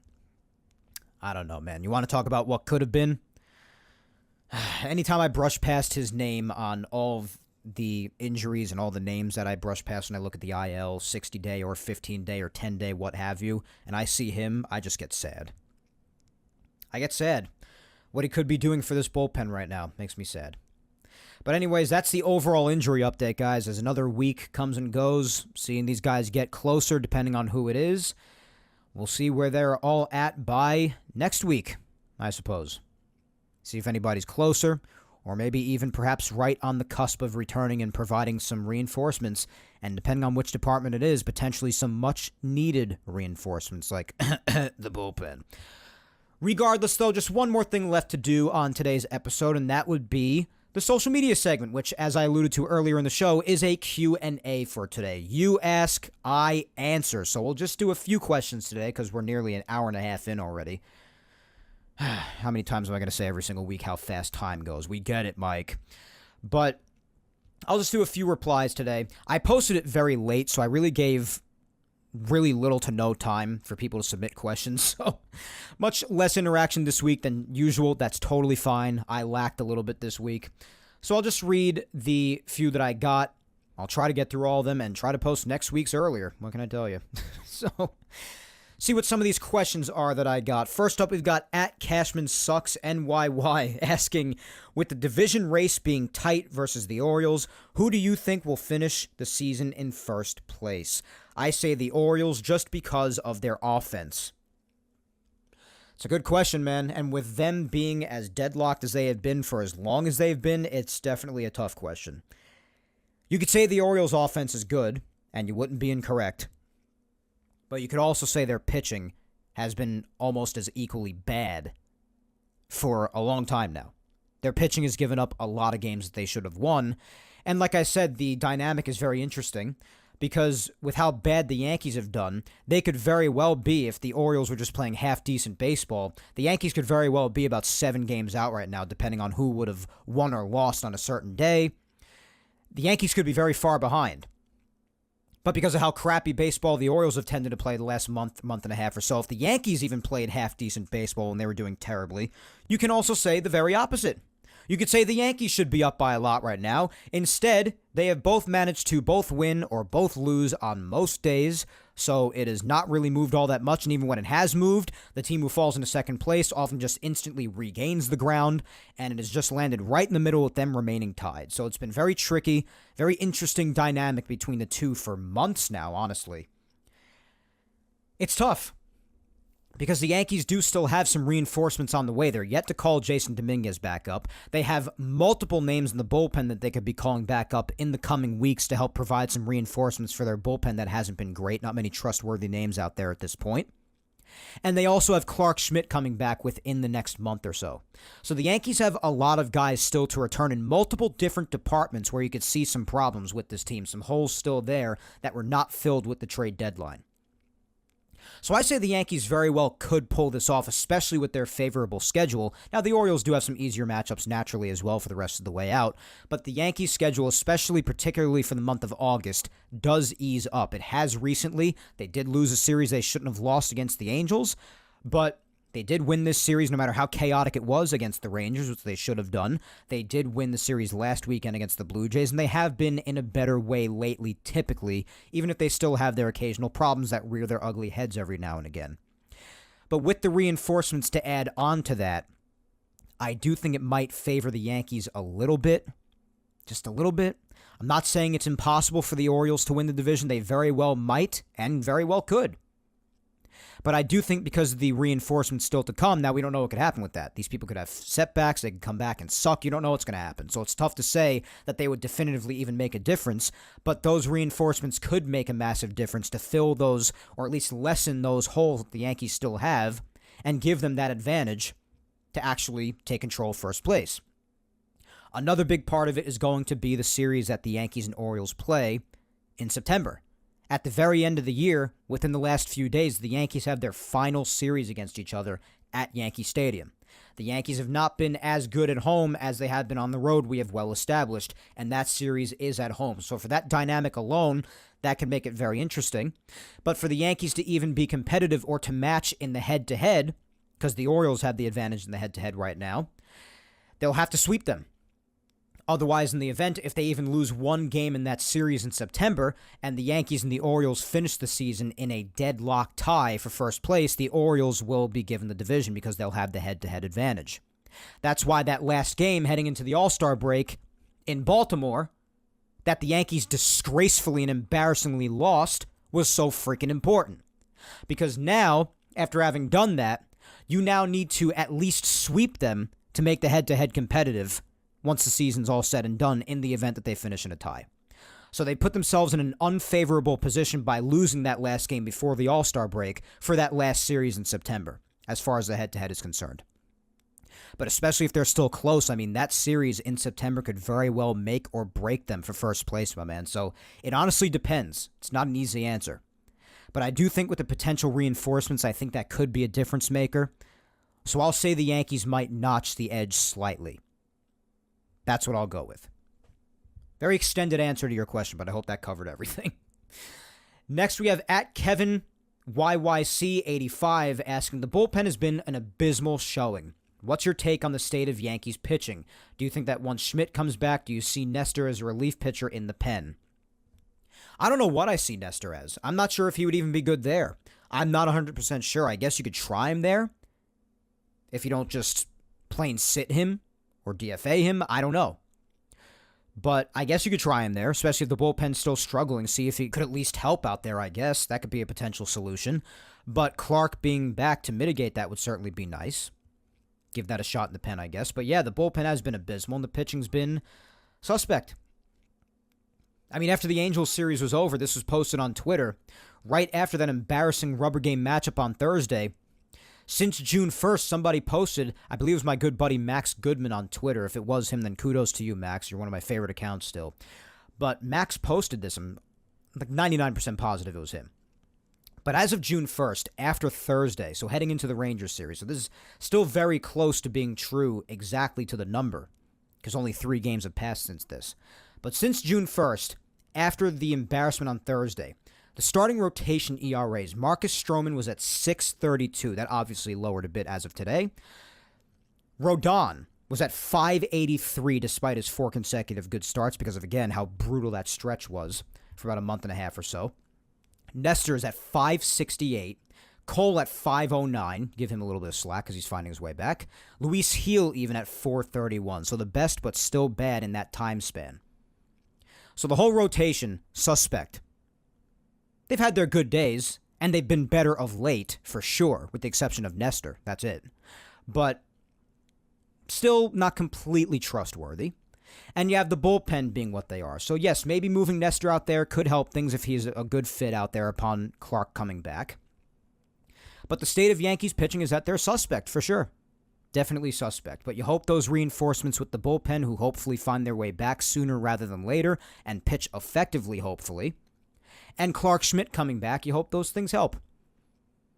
But in the meantime, these guys have to knuckle down and do their jobs. Stay consistent. The starting rotation's in a pretty good way other than Nestor of late, the last time or two. Keep that going. And the bullpen's got to be better. That's all there is to it. Hopefully you get those reinforcements soon. At BryGuy3723 asks, talk about your feelings about the Dodgers fans doing roll call. See, now that's an interesting point. I have heard that they're doing this. I don't think I care as much as others do, because it goes without saying there are more important things, but at the same time, I have also managed to never be able to respect lack of originality. So if you're just doing something to, I guess, either copy or mock somebody else, then I don't respect that. Come up with your own thing. That's the Yankees bleacher creatures thing. Now, if they're doing it because they genuinely think it's cool and just something they want to do, then in a way that's respecting what you do, because what's that age-old expression? Being imitation is the sincerest form of flattery. That mediocre can pay to greatness. Now, the Dodgers are not mediocre. They might be playoff frauds, but they're not mediocre. But it could be just sort of like, hey, we like what you do, so we're going to do it too. Now, I don't respect the lack of originality, but at the same time, unless it's just to mock or rudely copy, then that's one thing. But there is that age-old expression, and what the Yankee bleacher creatures do might be considered to be cool, even if other fans don't want to admit that that's the reason they're doing it. But that could be the reason. I haven't really looked into why they're doing it specifically, because again, there are just bigger things that I pay attention to. But yeah, I guess that's my overall take on it. I don't really care all that much, but I also don't like when people just blatantly copy things as opposed to coming up with their own thing. But at the same time, especially if they're mocking it, but there is also the thing that, imitation is the sincerest form of flattery. So, I don't know. I see both sides, I guess, per se, if there is a both sides in this particular instance. My good friend Rebecca at Peace Now for Life asks, the Yankees' record is now 70-49. With a softer schedule going forward, what do you realistically think their final record will be? Good question, Rebecca. Thank you for the question, and thank the rest of you who have asked questions so far that I've answered, and anybody else who submitted otherwise, of course. But actually, I have to think about this. They're 70-49 now as we head into the middle of August. I do think that there's a chance that they could get around 80 wins by the end of the month. Maybe between 78 and 80. I do think they'll definitely win at least 2 out of 3 against the White Sox. I freaking hope so. I hope so. Please knock on wood. But they do that, and they'll be at 72 wins, and they have the Tigers. Hopefully they win at least 2 out of 3 there as well, especially because they're better on the road. But other than the Guardians, man, yeah, they really do have it easy. For the rest of August, they really do. It's tough. I would say by the end of the year, they could definitely get at least 95 wins. I definitely think for the rest of the time out, they could win at least another 25 games. So right now on the 11th, they're 70-49, which means they've played 119 games, which means they have 43 left to go. Right? Yeah, 43. Just doubt my math for a second. But 43 left to go. I think they can win 25 of 43. So yeah, I'll go with 95 wins. That's what I'll say. 95 and 67. Could be a little bit more in either direction, give or take. But But I'm going to say 95. I think that's a fair number given what their pace is right now, what they've won so far, and their schedule going forward. Because even if it is lighter, and the Yankees do have reinforcements still yet to come, the Yankees still pull their usual crap sometimes, So I'll say 95. See if I'm right or wrong about that. My good buddy Spencer at Musician DMD. Spence, it's always great to hear from you, my friend. Spencer asks, Mike, despite the Yankees' struggles, they still finished today with the best record in the American League. This season, around the league, not one single team has played like a conventional front runner. All the top teams in each division have had their struggles. This season is shaping up where there is no conventional front runner in Major League Baseball. I think Major League Baseball is better and more interesting when there is at least one or two front runners. What is your opinion on this matter? Hope you're healing well. Oh, thank you so much, my friend. I am. Victoria and I are still healing well, just as an official update as well. Our injuries are nearly completely healed at this point. We're doing okay. I really appreciate you asking. And there are plenty of people out there who continue to ask, and we appreciate you guys so much as well. Thank you, thank you. And I hope you're still doing well, too, Spence, with your hopefully continued returning eyesight. But, yeah, I mean, one or two conventional front runners, it doesn't really make much of a difference to me. I do think that this way is more exciting because I don't think anybody's going to win 100 games this year. Unless someone goes on a ridiculous run, because the Yankees are tied for the best, and I do think the Yankees are going to win about 95. And I don't think very many others are going to achieve something close to 100. So, honestly, yeah, there's really no conventional front runner if nobody's even going to achieve 100 wins at all. And I don't think that anybody's going to, personally. It's my opinion. I could be wrong. Somebody could go on a ridiculous run. We'll see. But nonetheless, I think it's really cool this way because we're heading into the middle of August, and the Yankees are tied for the best record in Major League Baseball, and they have about 3 or 4 others just a half a game behind. They're all right on top of each other. So I think it's cool. I think it's really fun. So that's what I think about it. I don't really think too much of that. It's obviously fun to watch the front runners, and they're that ridiculous to see how great they are. So I definitely understand what you mean in that sense. But when it comes to how exciting it makes the game, I think this is plenty exciting the way it is now. Especially the way you have some of the division races, especially the National League wild card too. I mean, it's wild. I mean, it's not as cool when it comes to some of the teams battling for mediocrity for a third wild card. I mean, that's still exciting because it's a playoff spot, but it's different than two teams battling for first place of a division, if you understand what I mean. But yeah, I'm totally fine with it the way it is now, I guess. So I guess that's the answer to my question. Wow, I just checked in on the Mets and Mariners score because they're playing Sunday Night Baseball right now. Wow, it's 10-1 Mariners. Holy crap. And luckily for the Mets, the Braves actually blew the game against the Rockies in Colorado today. They allowed the Rockies to score 7 runs in the 8th inning. Holy crap. Wow, typical Coors Field score, 9-8. So that's big for the Mets. They're getting killed, but they could be a game and a half back of the third wild card if the Braves had just won, but they blew it. Wow, they blew it. But the Mets are getting killed right now in Seattle. They're about to get swept. They have not had a pleasant time against the West Coast teams of late, the Mets. Yeah, just a little side note there that I just noticed. All right, let's do the last two since we're about an hour 45 in now.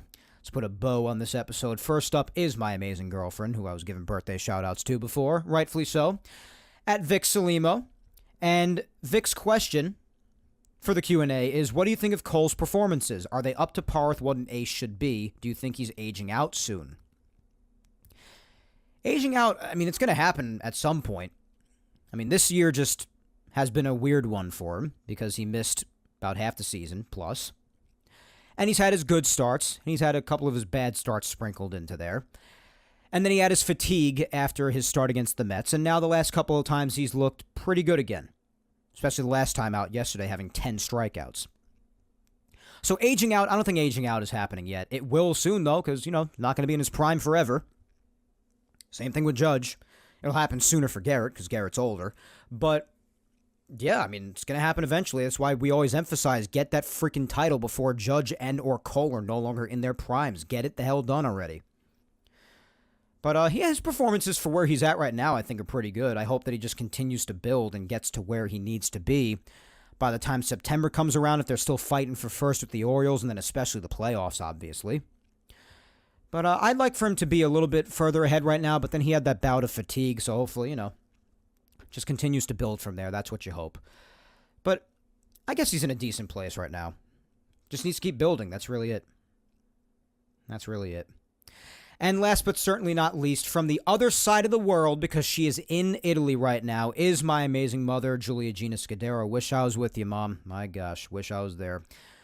But from across the world, Mom submits her question asking, I'm going to do my best since I'm in Italy, and I haven't been able to actually watch, but I'm keeping track of the Yankees vicariously through you. My question is, how many times do we have to take heart attacks with these types of games where we should be sure to win and then practically blow it nearly at the end, or actually blow it? I cannot take this pitching team anymore. They cannot be relied on. That's how I feel. God help the Yankees. At least their offense is much better, or we'd be finished. What are your thoughts on my feelings?